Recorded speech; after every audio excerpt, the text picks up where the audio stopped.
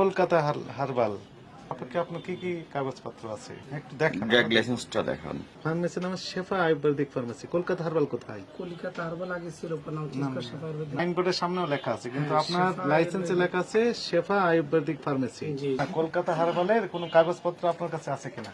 না, কলকাতা না, শেফা আয়ুর্বেদিক। তাহলে আপনি শেফা আয়ুর্বেদিক ফার্মেসি না দেখে কলকাতা হারবাল লিখলেন কেন? 21 সালের জানুয়ারিতে মেয়াদ শেষ, 2 বছর আগে মেয়াদ শেষ। এটা 2022 সালে মেয়াদ শেষ। মার্চ 2022 মেয়াদ শেষ। না, এই কয়েকটাতে মেয়াদ আছে, সেগুলো আমরা পেয়েছি। এই গ্যালারি সবই মেয়াদ উত্তীর্ণ। এগুলো সব মেয়াদ উত্তীর্ণ। কলকাতা হারবাল নয়।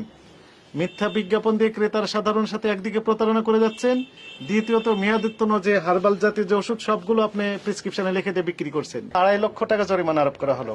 একই সাথে আপনার এই চেম্বার সাময়িকভাবে জনস্বার্থে পরবর্তী নির্দেশ না দেওয়া পর্যন্ত বন্ধের আদেশ দেওয়া হলো।